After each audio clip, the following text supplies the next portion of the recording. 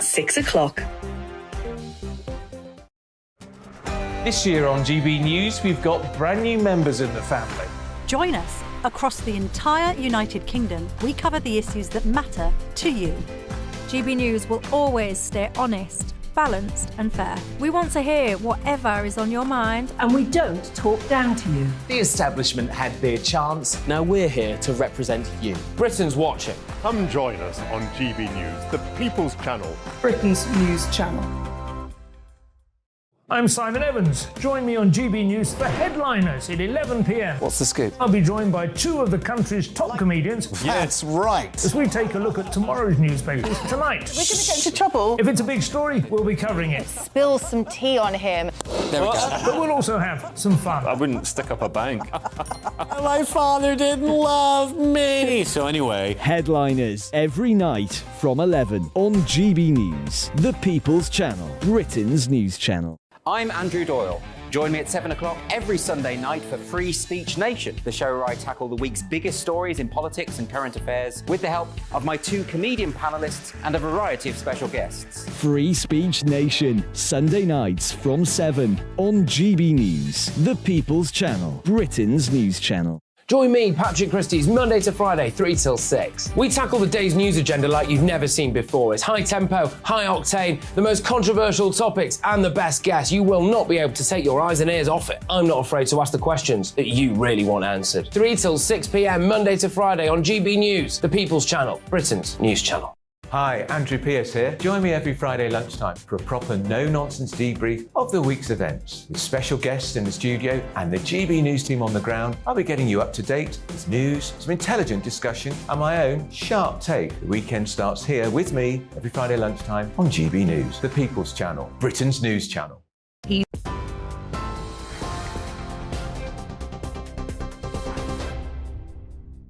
Good evening, you're with GB News. In a moment, headliners. But first, let's bring you up to date with the latest news headlines. And the top story, hundreds of thousands of workers were taking part today in Walkout Wednesday.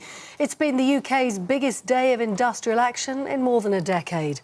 Up to 500,000 people took to the streets from 7 trade unions, going on strike over pay, jobs and conditions. Teachers took part in the action today, so did Border Force officials and bus and train drivers, which caused widespread travel disruption. Education Minister Nick Gibb described the strikes as disappointing.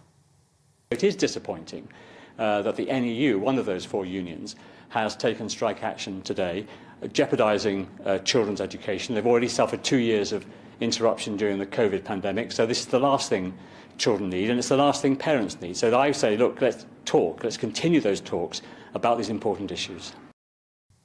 House prices have fallen for the 5th month in a row, down by 0.6% on December. Nationwide's house price index shows the average home now costs just over £258,000. Annual price growth slowed to 1.1% in January, and that comes as the Bank of England is poised to raise interest rates for the 10th consecutive time tomorrow. Full details of that throughout the day on GB News. Now, a failed asylum seeker from Iran has been detained indefinitely for killing an 87-year-old woman in her own home in North Yorkshire. Shaheen David Naranjbon befriended Brenda Blaney and lived with her in Thornton Le Dale. He went on, though, to strangle the pensioner and he stabbed her last January. It's understood his asylum claim was refused in 2017, but he couldn't be removed from the UK because there wasn't a deportation agreement in place with Iran. Boris Johnson has been in the United States today, urging Western leaders to further boost their support for Ukraine. Speaking in Washington, he told senior politicians there that President Volodymyr Zelensky should be given all the equipment he needs. He's asked them to supply fighter jets, which Downing Street has so far ruled out. So God bless America for having the guts and the wisdom to help. And I implore you now to follow the logic of what you are all doing and give the Ukrainians the tools to finish the job. Give them the deep fire artillery systems, give them the tanks, give them the planes, because they have a plan. They know what they need to do, and my God, they've shown they have the skill and the bravery to do it. Boris Johnson speaking in Washington earlier today. That's it. You're up to date on TV, online and DAB+ radio. This is GB News, the People's Channel. Simon has headliners for you now.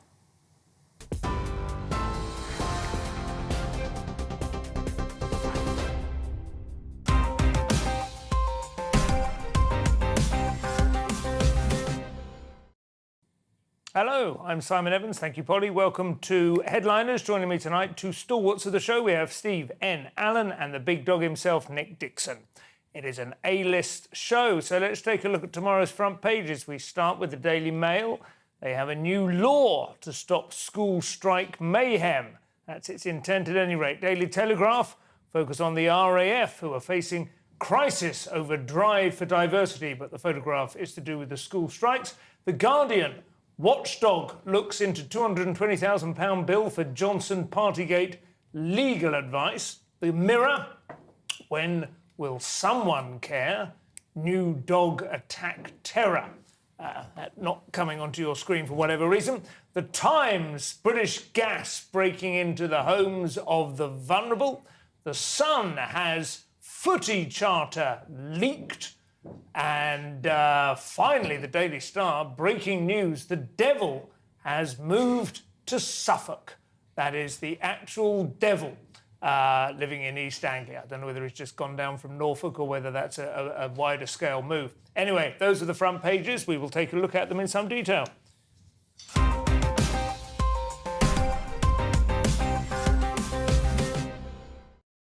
So, Steve, we have selected the Daily Telegraph to begin with, and a story we covered in some detail when it first arrived. Yeah, so the latest update on this, and actually as a reminder, the headline, RAF faces crisis over drive for diversity.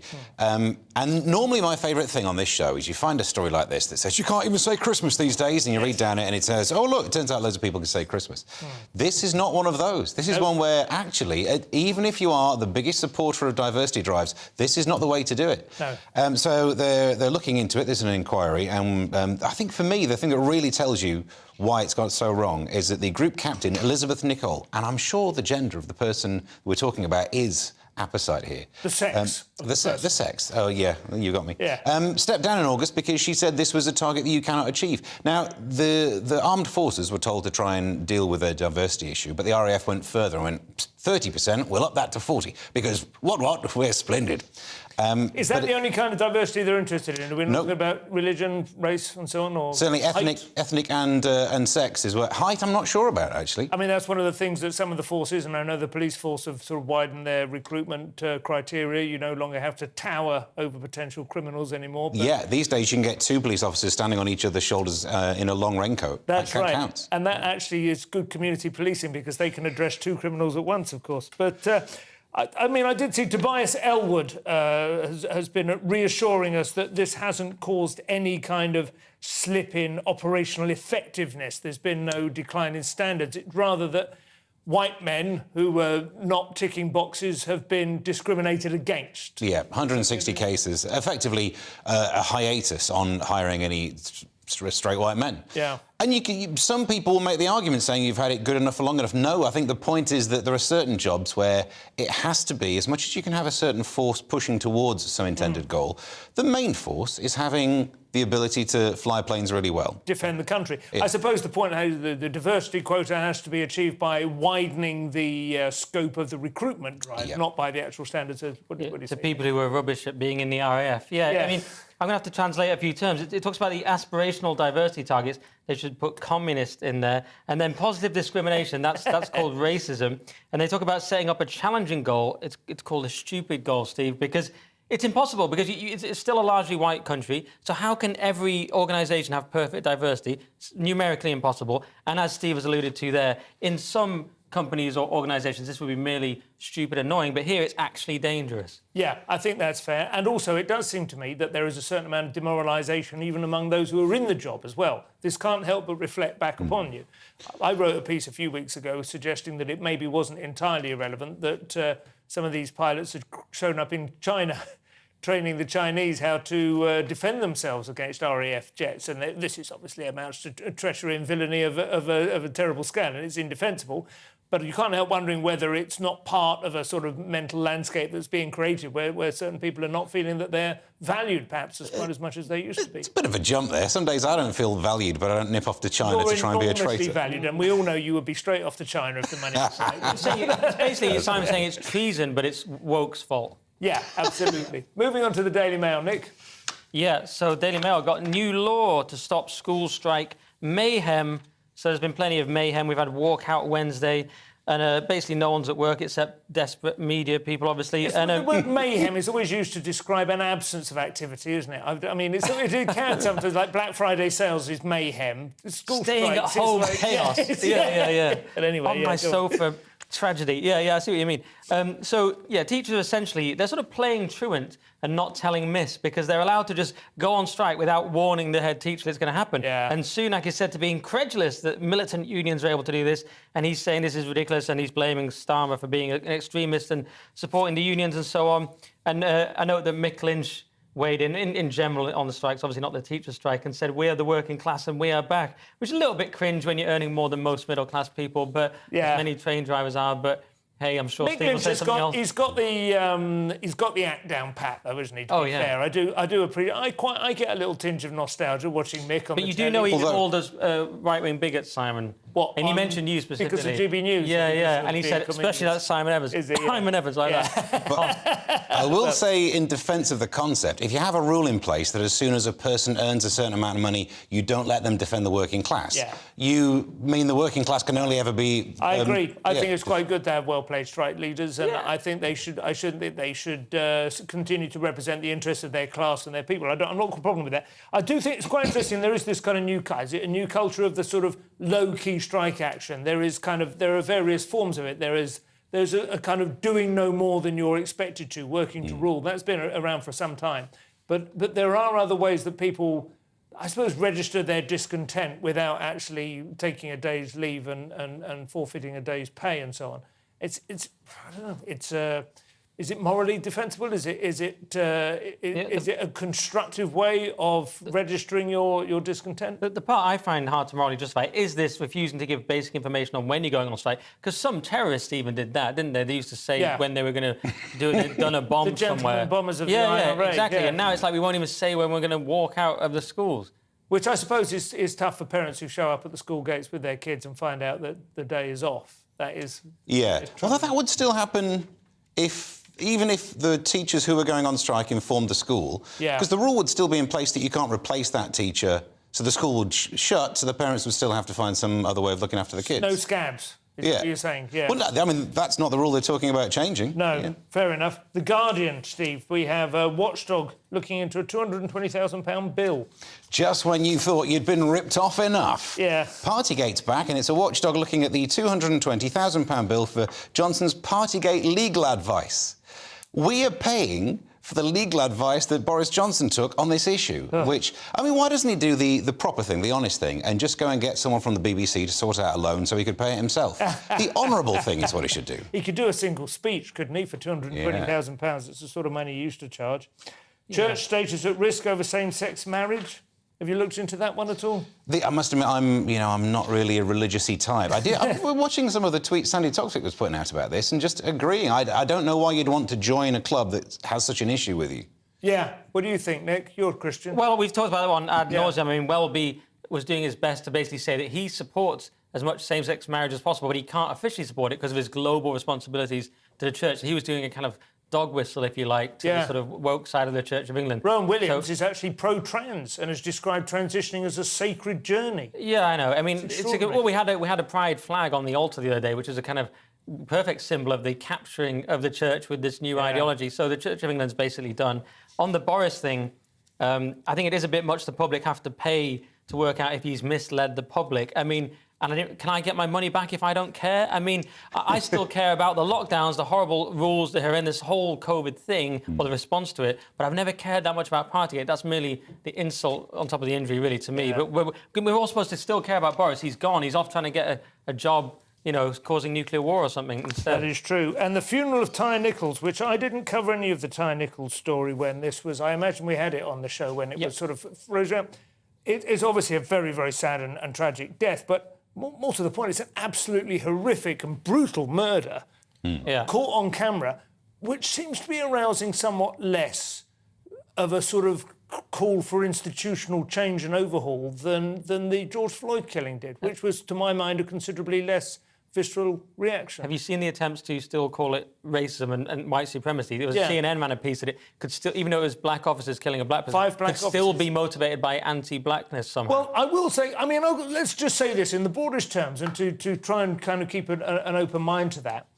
If you were to see officers of any race killing somebody who society had deemed to be a second-class citizen, the fact that they had internalised that ranking, that hierarchy, wouldn't necessarily argue against their own race wouldn't argue against that. So I actually don't think it's impossible. I don't think it was racism that caused it. I don't think it was racism, to be honest, that caused the George Floyd killing either. I think it was a disregard for a drunken, belligerent suspect that Chauvin would have showed to any such suspect in that sort of situation anyway. And also he just thought he was, holding his neck on him because that's what he thought were the rules. I honestly think it was not a miscarriage of justice. I mean, he operated outside of his remit.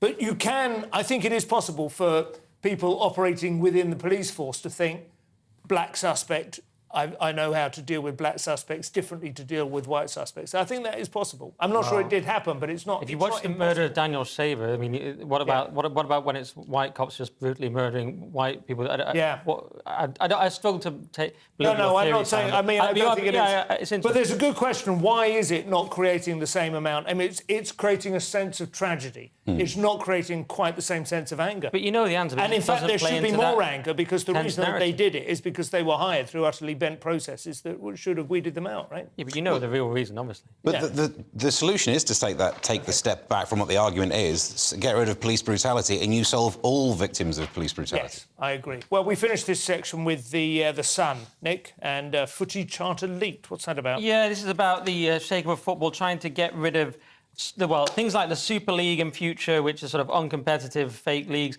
trying to get rid of people like Abramovich. He's always singled out, but basically dodgy owners who have questionable sources of wealth, and trying to just regulate things a bit more, because it's this tension between a football club being a local community and a massive global business. So it's an ongoing question. And Gary Neville, who's awful on politics, is probably right about this, that you probably require some sort of regulation to stop that happening and to stop things like the Super League especially. Yeah, well, that would be welcome, would it? What do you think, Steve? I care so little about football. Have this charter, don't have this charter, go for it. I mean, no complaint from me. OK, well, that's a 2-1 and 2-0, in fact. That's the papers out of the way. Coming up, Suella, the front pages, I should say. Suella lays down the law, a compelling reason why everyone's going mental. And one of Nick's favourite topics, we have log burners, riveting stuff. We'll see you in a couple of minutes.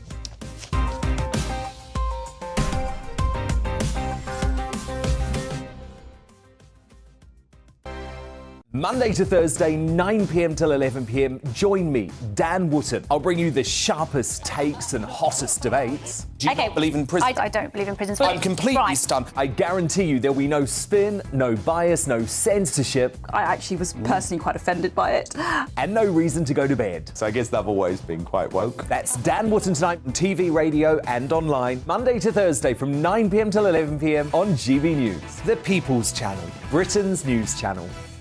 Hello, I'm Michelle Dewberry, and you can join me every weekday 6 till 7 on Jubes and Kerr. You're an inspiration to us all. Clip that bit off. Well, you are. That's my ringtone. My political ambitions those days are gone, I can tell you. She's only teasing. Go on. He's probably going to want to lay down now. I'll give him 2 minutes to have one. Let's respectfully disagree. That's what we like. Absolutely. On Jubes and Kerr. Come and join us. GB News, the People's Channel.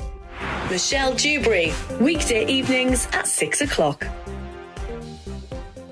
I'm Andrew Doyle. Join me at 7 o'clock every Sunday night for Free Speech Nation, the show where I tackle the week's biggest stories in politics and current affairs with the help of my 2 comedian panellists and a variety of special guests. Free Speech Nation, Sunday nights from 7 on GB News, the People's Channel, Britain's news channel. I'm Michael Portillo. Join me on GB News on a Sunday morning for topical discussion, debate, arts and culture, and sometimes even ethical dilemmas. I don't always agree with you, Michael. Michael Portillo, Sundays on GB News, the People's Channel, Britain's news channel. He's the king of breakfast TV, and he's back. Eamon Holmes, back on the TV with me this morning. Even remember my I name. know, it's been 4 months. You have holy water by your bed? Oh, yes. Already to bless. Oh, Eamon. Oh. Why do you not believe anything I say? Eamon Holmes back on GB News Breakfast at 6 a.m. This year on GB News, we've got brand new members in the family. Join us. Across the entire United Kingdom, we cover the issues that matter to you. GB News will always stay honest, balanced and fair. We want to hear whatever is on your mind. And we don't talk down to you. The establishment had their chance. Now we're here to represent you. Britain's watching. Come join us on GB News, the People's Channel. Britain's news channel. We are GB News, the People's Channel. And right across the United Kingdom. You can find us on Sky Channel 512. Virgin Media Channel 604. Freesat Channel 216. Freeview Channel 236. And YouView Channel 236. You can also take us with you on DAB Plus Radio. With the GB News app and at the website gbnews.uk. We're absolutely everywhere. Come join us on GB News, the People's Channel, Britain's news channel.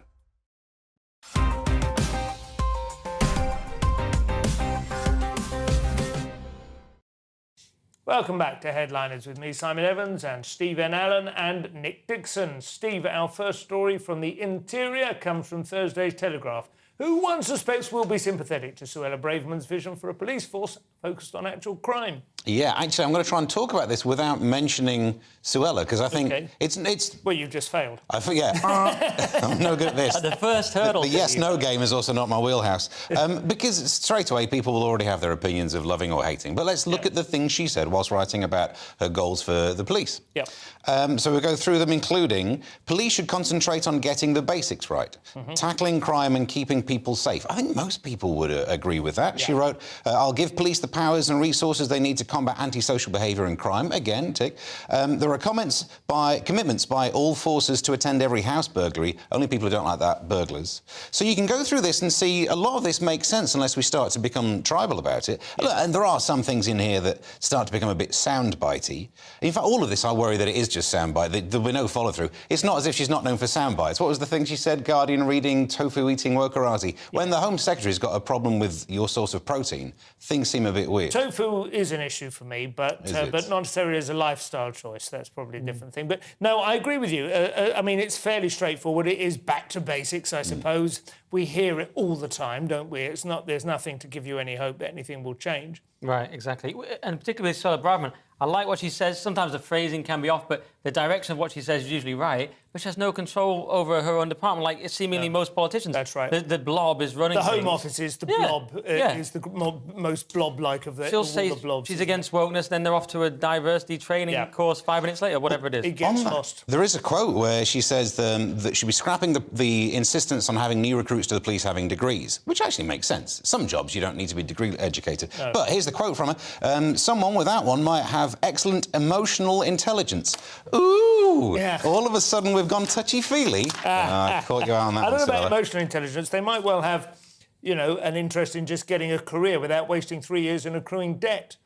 I mean, that seems to be quite a basic sort of intelligence. If you want to join the police force and there's no particular things you need to learn in a university that you couldn't just learn on the job, then just get them straight in there. At the moment, you can join the police and do the course whilst you're with the police, so free degree, I suppose. Nick, over to the Times now. Donald Trump is plucking some low-hanging fruit, metaphorically speaking, although low-hanging fruits might well be involved. Anyway, he is attacking gender madness. Yeah, well, I wouldn't even say it is that low-hanging. I'd say it's essential because this is obviously a huge issue and it's got Nicola Sturgeon rightly in all kinds of trouble. So it's Donald Trump puts gender madness on front line of right-wing culture war. They're calling it right-wing culture war. I keep having to check the Times isn't The Guardian these days. I don't know what's happened to them.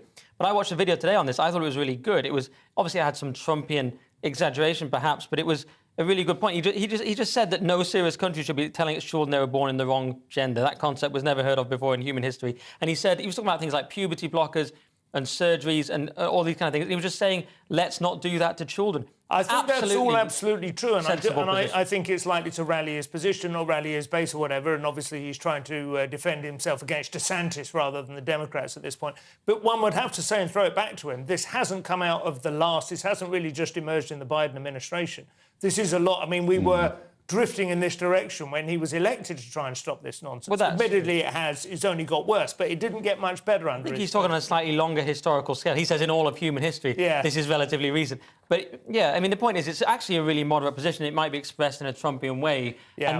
And we saw with this horrible case with this Adam guy with the face tattoos in this country, in Scotland, how this thing has exploded. I think wokeness, at least this side of it, could fall apart very quickly because Nicola Sturgeon is said to be on the verge of quitting today by the Scottish Express, I think. And she's falling apart over this trans issue. People hate this. And I wonder if even lefties will secretly vote for Trump if they're parents and they're worried about this stuff and how mad the Biden administration is. Well, the big question for Trump is whether he can convince Republicans that he's a safer bet than DeSantis. But Steve, we need to get into air pollution and mental health. Interesting links. No wonder the Victorians were so grumpy.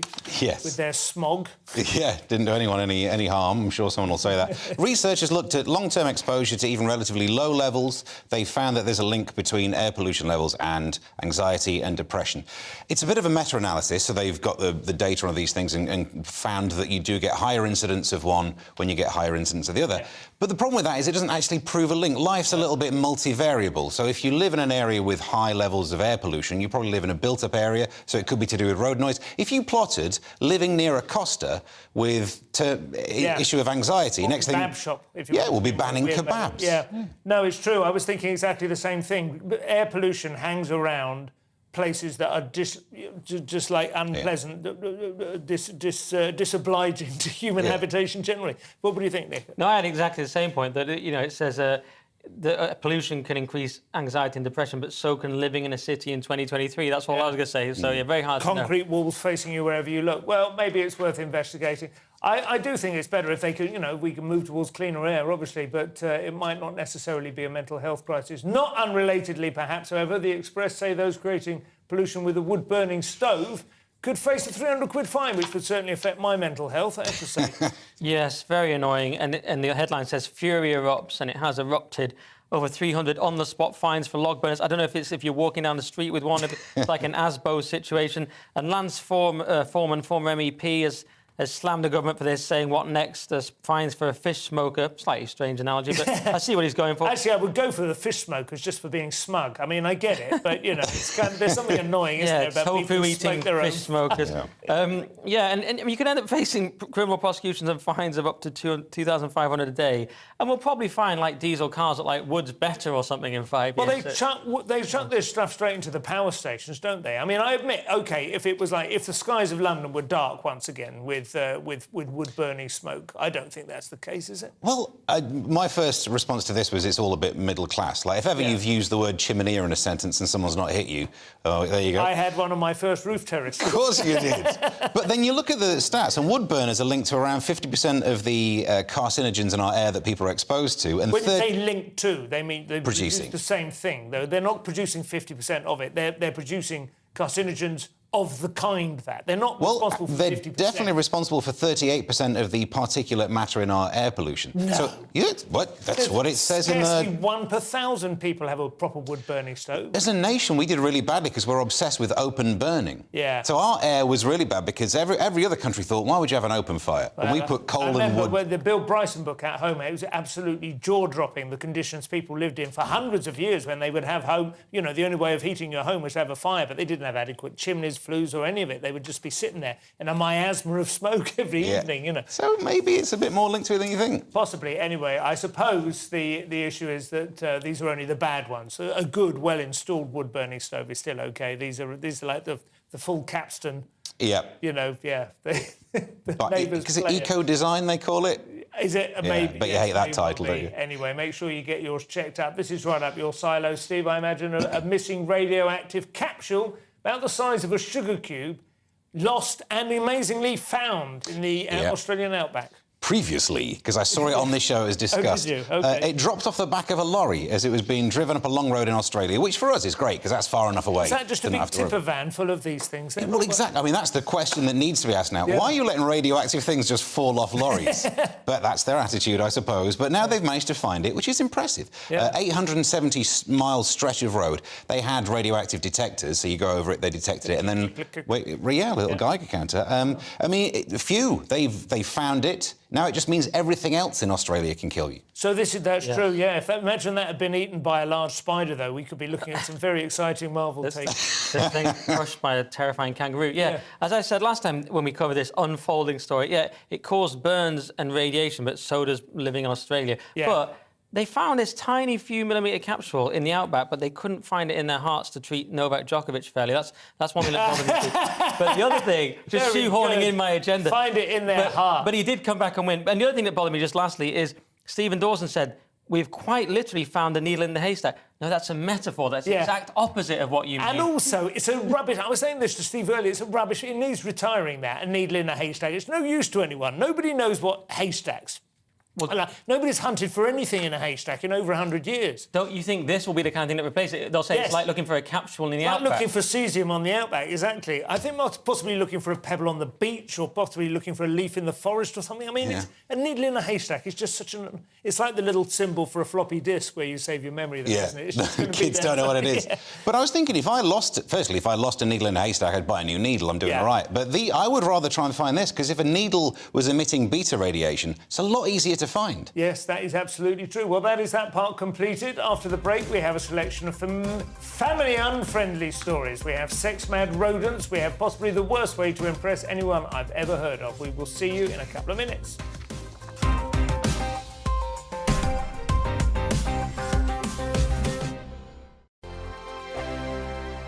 I'm Simon Evans. Join me on GB News for Headliners at 11 p.m. What's the scoop? I'll be joined by two of the country's top comedians. That's right. As we take a look at tomorrow's newspapers tonight. We're going to get into trouble. If it's a big story, we'll be covering it. Spill some tea on him. There we go. But we'll also have some fun. I wouldn't stick up a bank. My father didn't love me. So anyway. Headliners every night from 11 on GB News, the People's Channel, Britain's news channel. Monday to Thursday on GB News, it's Bev Turner Today from 10 a.m. We're going to be here for you, our GB News family, to keep you up to date, but also make you smile. The guy went from puberty to adultery. And I can't wait to bring a few of my own opinions. I have no time for cultural totalitarianism. We'll engage in passionate, but always polite debate, with your thoughts and opinions at the centre of it all. Only on GB News, the People's Channel, Britain's news channel.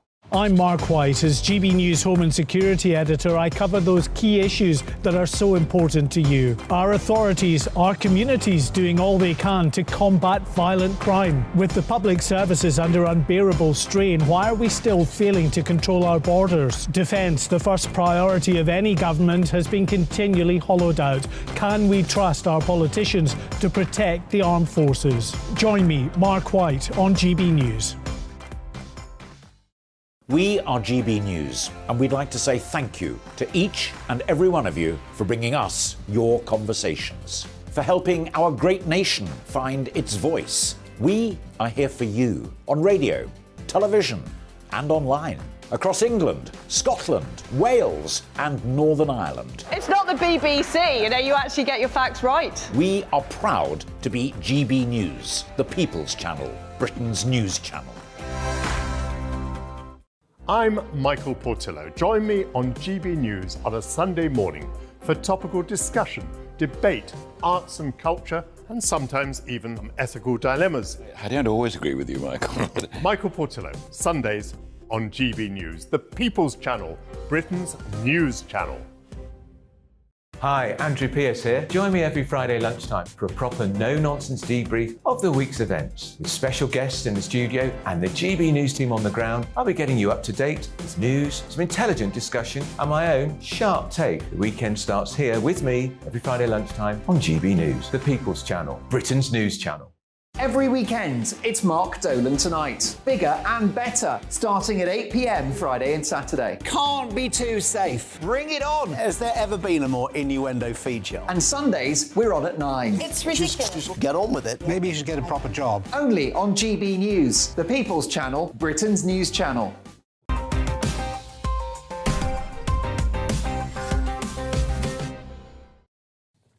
And welcome back to Headliners. We're halfway through, let's get back into it. Nick, don't know how you reacted to this in the Metro, but speaking as a parent, I love any story that makes me look good, and this one really delivers. Yes, couple leave baby at check-in after refusing to buy a ticket for Ryanair flight, a sort of low-budget sequel to Home Alone 2, I suppose. Yeah, it's absolutely shocking. I mean, now the thing is, you have to pay £25 for a lap seat, which does seem to me take the you-know-what a little bit, because it's just your lap, isn't it? Presumably. Yeah, well, maybe they give you a cushion or something. But Right, it's not really a seat. So I can see why that bothered people. But these people took it a bit far. It does say the Belgian passport holders, so they're Belgians, so let's bear that in mind. They left their child behind. I don't know, it's just in the story. They basically had to rush to the passport control. They didn't want to pay for the extra seat, so they just ran through passport control, leaving their baby. And the workers were somewhat shocked. They said, we've never seen anything like this. And this is Ryanair, bear in mind. So they've seen most things. But here we go. We're showing the video. Which airport is it again? It's in Tel Aviv. Tel Aviv? Yeah. Ben Gurion Airport in Tel Aviv. And they were trying to get to Belgium. They didn't want to bring their kid along. Shocking. I mean, now, presumably, of course, they'll be dealing with the police. Now, I wonder what's going to happen to the baby now, because they'll go to prison. The presumption has to be that they're just not all there, these people. But I don't know, could they possibly have conceived of what might be the outcome they were looking for? Did they think they would just go, oh, fine, take it with you, you know? They did take the baby back later. We have to be very fair. Let's be fair. I love that it actually mentions that in there. Oh, the parents did take the kid back. Wow. So they were aware it was there. They just go, oh, go on, take it on with you. Do it like when you can complain at the fairground or something and you try and create a fuss. Yeah. You know what? I've just thought of this, but in all negotiations, you have to be prepared to walk away. So they were like, well, 25 quid, I'm out. Take the baby. It's the art of the deal. What about you, Steve? Are you a parent? You are, yeah. Aren't you? Have you ever been tempted to just abandon it? He's only 10 months old, and I can walk quicker than he can crawl, so I wouldn't need an airport for it. But no, I'm not planning on taking him away. That's the first stupid thing. Don't put babies on planes. No. Simple as that. I'm all in favour of anything that stops babies being on planes. Take a year off flying. That's a fairly good rule, isn't it? The kid doesn't like it, everyone on the plane doesn't like it, opt out. It's a bit of a Grimm Brothers tale, this one, though, isn't it? It's a sort of update of Hansel and Gretel or something like, abandon the child at the check-in and make sure you bring its heart with you. So Anyway, over to Thursday's Guardian now, and I can't decide if this is simple humanity or another step closer to Maoist cultural revolution, Nick. What would you say? Oh, which one's this?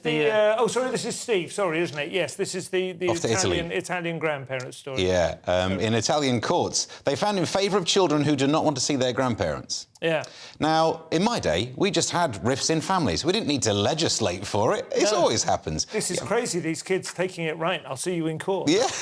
But it was the other relatives, the grandparents and extended family members, who sued. Then, in a lower court, the court found in favour of effectively visitation rights of grandparents. So then they took it up to the Supreme Court, who said, no, that's ridiculous. You don't have to force... This is a phrase that they use. Unwanted and unwelcome relationships cannot be imposed, is the way they phrase it. I mean, when you put it like that, actually, it sounds quite reasonable. And probably some children have experienced huge amounts of, like, stress, actual distress, from being forced to attend, family gatherings with people they don't like. I mean, we all kind of recoiled occasionally from the occasional sticky kiss, didn't we? But some people, I suppose, have worse going on.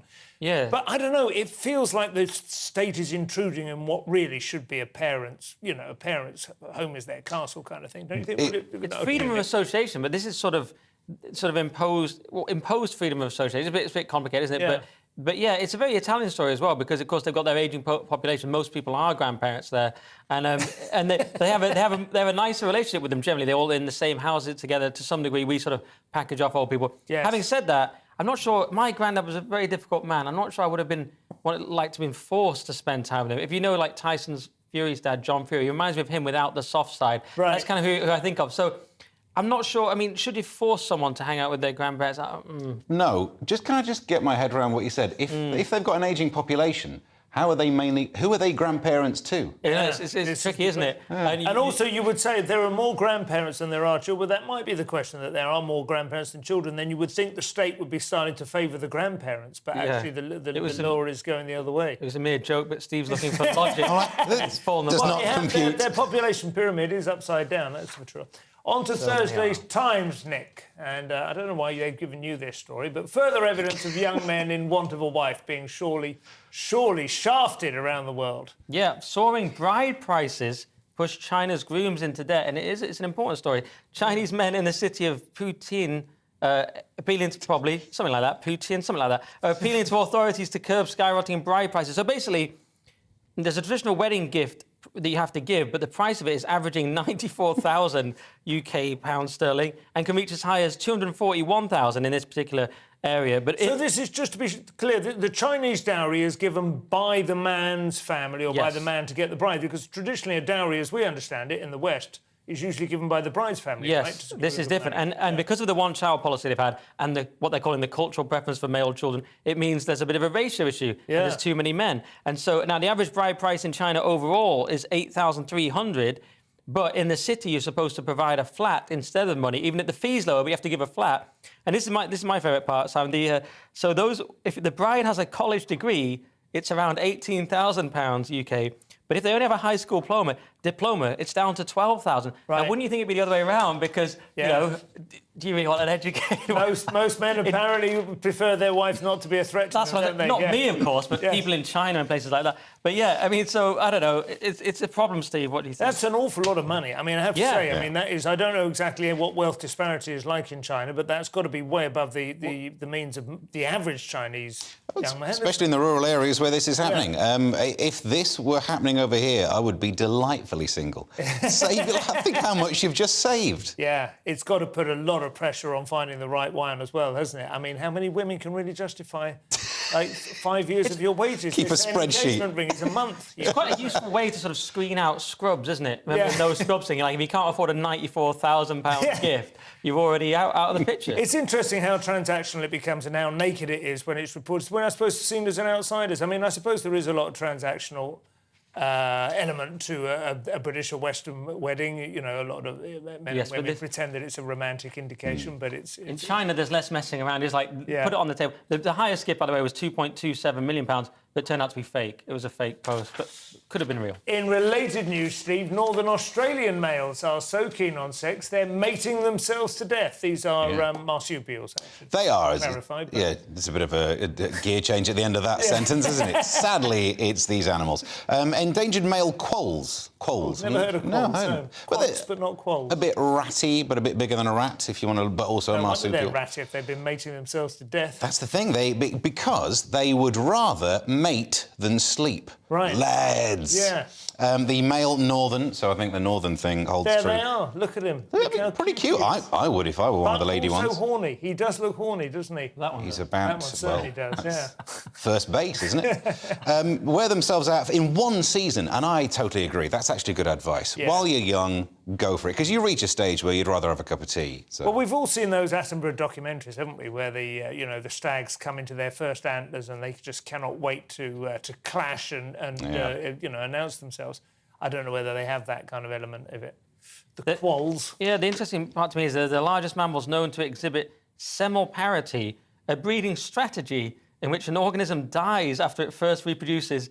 I mean, is that a strategy? That's quite generous, isn't it? It is a strategy. It's not a particularly good one. It's a strategy on behalf of the genes, isn't it? You've got to have your Dawkins head on. It's the selfish gene that's operating the strategy, not the mere individual. Yeah, I'm more of an individualist, so I'm seeing it a bit. But I mean, I suppose praying mantis, we're familiar with that, aren't we? The fact that the female bites the head off the male, at the moment of copulation, and there are quite a few other sort of lower animals where they get like that. But, loads of spiders as well. How much would you pay for that bride? The one who bites your head off. The one who put a muzzle on.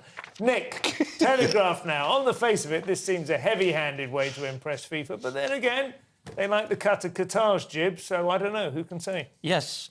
Stray dogs massacred with poison darts as Morocco tries to impress FIFA before World Cup bid. So it's a sort of psychopathic way to impress someone. Look, I've murdered all the dogs for you. Yeah, so, I mean, and we shouldn't laugh in a way because, of course, it's horrible to kill loads of dogs.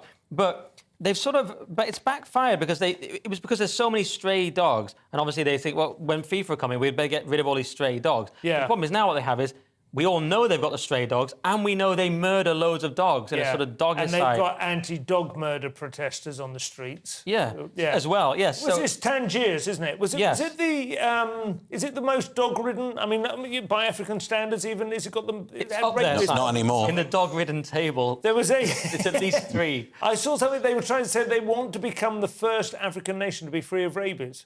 and they think getting rid of stray dogs is key to that. That is the one. That is the serious. That means when you say that, I mean, I suppose I don't know how sentimental I do feel about this. Stray dogs are a menace, and I don't see.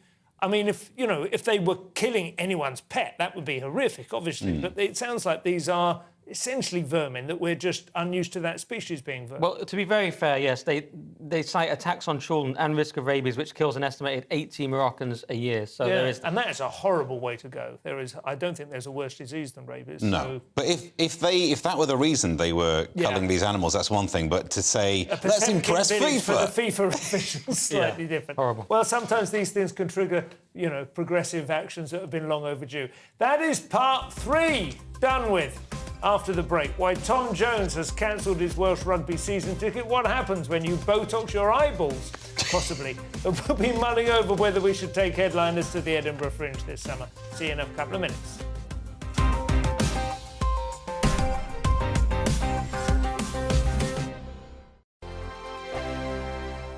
Here on GB News Live, we'll be keeping you in the picture, finding out what's happening across the country and finding out why it matters to you. We'll have the facts fast with our team of reporters and specialist correspondents. Wherever it's happening, we'll be there from 12 noon on TV, radio and online. GB News, the People's Channel, Britain's news channel.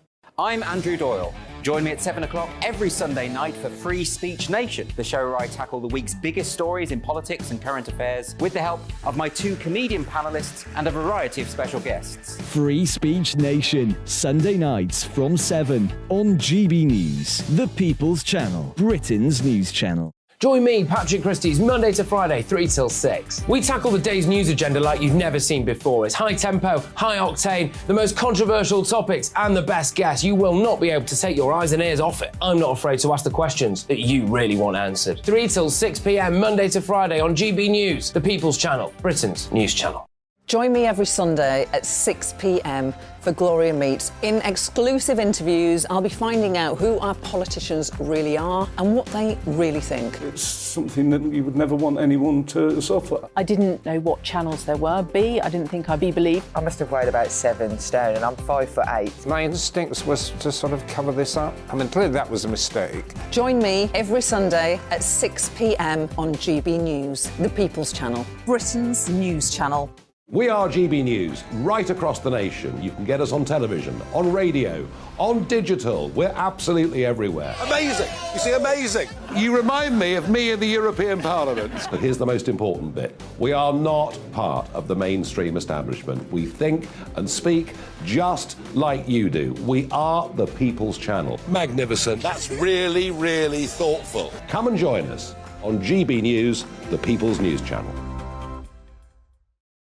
Monday to Thursday, 9 p.m. till 11 p.m. Join me, Dan Wootton. I'll bring you the sharpest takes and hottest debates. Do you not believe in prisons? I don't believe in prisons. I'm completely stunned. I guarantee you there'll be no spin, no bias, no censorship. I actually was personally quite offended by it. And no reason to go to bed. So I guess they've always been quite woke. That's Dan Wootton tonight on TV, radio and online. Monday to Thursday from 9 p.m. till 11 p.m. on GB News. The People's Channel, Britain's news channel. This year on GB News, we've got brand new members in the family.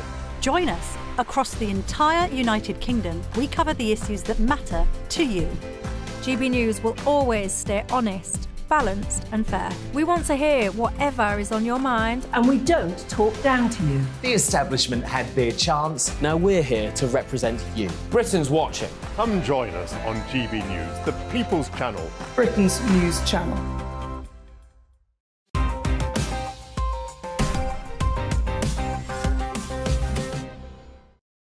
And welcome back to the final part of Headliners for tonight, at least. Let's go to Thursday's Times now, Stephen. Why won't they be singing Delilah anymore? Should have started lower. Why?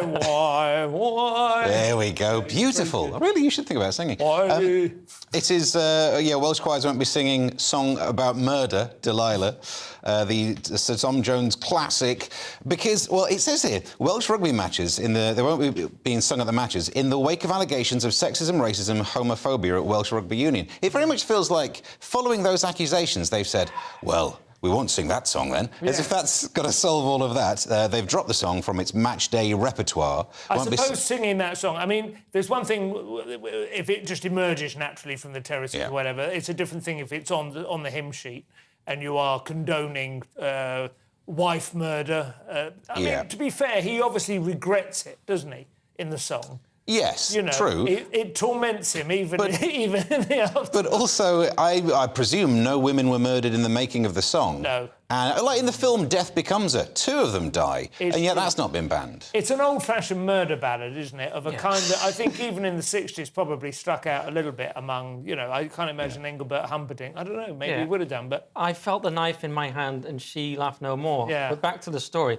And the point is that, like, it's a murder ballad, like you say. What happens to context? It's the war on context. I mean, you know, Jimmy Carr makes a joke, we always pretend it's a statement. Same with Jeremy Clarkson when he writes a column. Context being that she'd been unfaithful. No, the context being that it's a ballad, it's a song, whereas the WRU condemns domestic violence of any kind. I mean, that's a moronic response to a song. It is a song. It's almost like an Edgar Allan Poe lyric or something, isn't it? He's driven insane it's like a Nick Cave murder ballad. You don't take it literally. Also, Chris Bryant says that he agrees with getting rid of it, so you know that it's wrong because Chris Bryant's saying it as a good rule of thumb. I do feel that there's an unwelcome trend here. It's like Swing Low Sweet Chariot, which they complain was racist, but it was, I don't know, not racist, like a cultural appropriation, was it? Because it's a sort of linked to slavery, slavery, spiritual southern slavery. But these things this is how culture is naturally sort of flows through time and space, isn't it? Well, then maybe pick newer songs. A little bit of Wigfield Saturday Night. Nothing wrong with that. No one's going to be upset. There was a revival of Welsh, I suppose, of Manic Street Preachers or something like that, maybe, or... They got Handbags and Glad Rags. Stereophonics. Stereophonics, they're Welsh, aren't they, I think? Yeah. When it happens in football, I tend to think it's... Gorky's Zygotic Minky. Yes.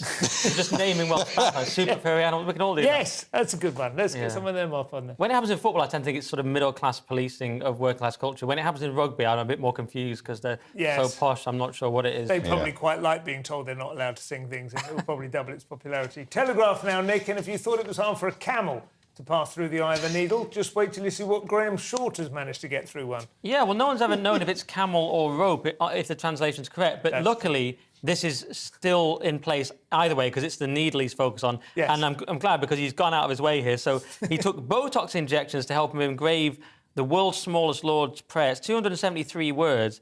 And Graham Short, who's a micro artist, not his height, it's what he does. He actually... Even though he's called Graham Short. Yes, I know, it's a minefield, really. What's extraordinary, though, is not even that part. It's that he took Botox injections to stop his eyelids twitching. So we've sort of skipped what he did. There's like a grain of gold that is literally squeezed into the eye of a needle, right? Yes, and it has the Lord's Prayer on it, and it can only be seen through a microscope. There you go. That's huge. And the really crazy part is that he takes beta blockers to lower his heartbeat to just 20 beats per minute and works in between beats to ensure his hand is as steady as possible while taking the Botox so his eyes don't twitch. And even then, he's had to restart a few times because he's messed up. He's got to do the whole thing again because he can't use a really fine needle. The amount of vibration that would throw you off. I mean, anything, like a car going past or... Yeah. I love this story. It's where Christianity and obsessive-compulsive disorder meet. Yes. But even he is admitted... He goes, if there were just a couple of words in it, that would be easier. With 273, it's insane. I wouldn't try anything like that again. At least he knows it. Yeah. OK, I went a bit far here. But it is now valued at 250 grand, which is pretty good for a year's wages, because the gold itself is of obviously... like, God bless OCD. Little, amazing. It still seems like an utter waste of time, because these days, they could put individual silicon atoms on a substrate. So it doesn't matter how small you think you're writing. Well, maybe he is the last person. He'll be the last human operative in that sort of sphere at that scale. For good reason. Very atheist quite a point moving thought. He's going to become he's like another thing that's going to be eliminated by AI is the art of engraving. Yeah, but that's not even good engraving, is it? Tiny engraving. Go and watch microfiche if that's what you're into. I do worry a little bit about things like that because I saw a video recently of tombstones now. If you get a slab of granite, it can be done by essentially like 3D printing type of... And they can create in like an etching of a really lifelike image of your face or whatever on your tomb. Now, I'm not sure that's a classy thing to have or not, but it would be way beyond the means of anyone but millionaires previously. And now, of course, I suppose a couple of grand or something like that, and they feed it through, and the thing goes, you know, you can picture it. Yeah. Or this guy will do it in about 2 years. Yeah. Guardian story now, Steve. Well, I say Guardian, no idea who actually wrote it, but we have AI intruding once again into normal human activities. This is another update, actually, because previously on this show we were talking about how this chat GPT thing now means that you can just say, hey, AI chatbot, can you write my essay for me? And it will, and it'll do a really good job. In fact, there was a story a couple of nights ago about students in Australia who failed an exam because they were caught using AI, basically because they admitted it. In America, I was reading that they tried to get an AI to take a medical exam, and it passed. It wasn't cheating, they were just seeing if it has the ability. This is the chatbot, or also analysing like X-rays and things as well, because I know they're good at that. Probably just the oral part of it. Right, okay, You there, what's the bleeding time? That kind of thing. But now the OpenAI have actually produced a tool to let you identify if something's been AI created, and it doesn't work very well. Right. So why not just ask AI if it can work out if it's AI, because that'll be the way to solve it. And that's what they've done now. Basically, yeah, but the actually doesn't work very well to identify. But Humans are done. There's going to be a few iterations, and it'll get better and better and better and better and better. But then go to the chatbot and say, could you write me an essay that can't be detected as AI, and it'll probably do that. Interesting. Nick, the Daily Star takes us up to Manchester now, where it seems wanting a polite and attentive waitress is regarded as some sort of fetish. Yeah, UK's, well, it says UK cities, yeah, Manchester. Manchester's Japan-inspired sexy maid cafe slammed as Hooters for incels.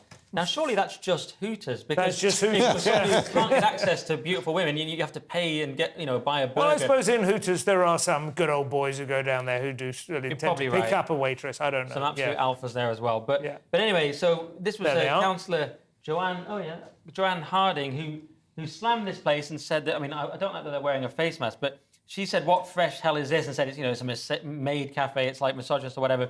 But the cafe didn't like this because they say it's based on Japanese culture. It's based on a popular Japanese phenomenon where staff dressed in maid costumes act as servants and treat customers as if they were masters in a stately home. Essentially, Japan's nerd culture is our former class system, if you like. And this is apparently otaku, which is the kind of their nerd But without the nice silver tableware. Instead, they all drink bubble tea, which is just this terrifyingly sugary and less inbreeding and wars. But yeah, basically, they're saying, look, this is just a nice family restaurant on a Japanese theme, whereas other people are saying it's a sort of sexist hellhole.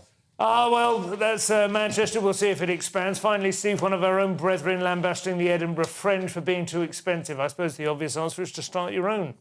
I suppose. This is Richard Herring who said he's boycotting this elitist Edinburgh Fringe by saying only people with wealth can afford to go there as an audience member or as a comedian. And it's kind of true. This stops the working class doing anything. It's like unpaid internships.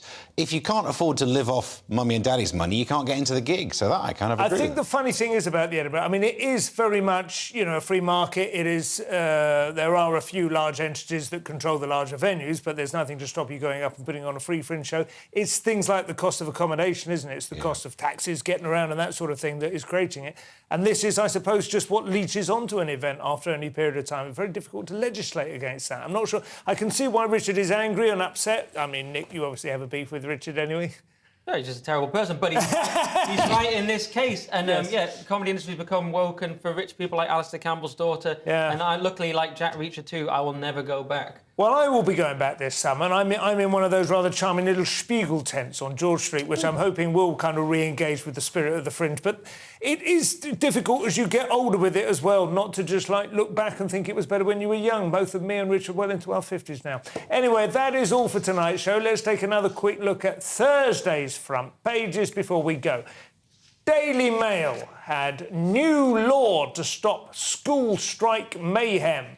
The Daily Telegraph went with RAF faces crisis over drive for diversity. 160 former pilots suing them. Guardian, Watchdog looks into £220,000 bill for Johnson Partygate legal advice. The Times had British Gas breaking into homes of the vulnerable. You'll have to take my word for that one. And finally, there it is, British Gas. Trotting up late. Finally, The Sun had footy charter leaked in an attempt to limit the toxicity of ownership and so on. That's all we have time for. Thank you to my guests, Steve And me and Nick will be back tomorrow night. We'll be joined by Josh Howie. And remember that headliners, and if you're watching the 5 a.m. repeat, stay tuned for the breakfast show just after the break. It's been a pleasure. See you again tomorrow. Good night. We are GB News, the People's Channel. And right across the United Kingdom. You can find us on Sky Channel 512, Virgin Media Channel 604, Freesat Channel 216. Freeview Channel 236. And YouView Channel 236. You can also take us with you on DAB+ radio. With the GB News app and at the website